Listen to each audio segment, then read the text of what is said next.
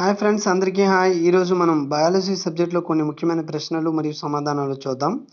అందులో ముందుగా కణాల శక్తి కేంద్రాలు అనబడేవి power houses of the cell అని వేనిని పిలుస్తారు. Answer mitochondria. నెక్స్ట్, కణాల అధ్యయన శాస్త్రాన్ని ఏమని పిలుస్తారు?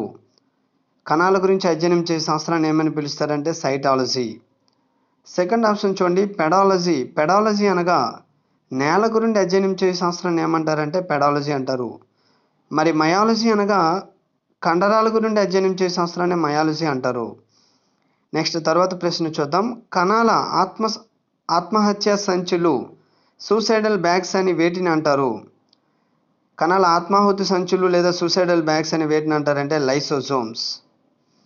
నెక్స్ట్, 1665లో కణాన్ని కనుగొన్నది ఎవరు?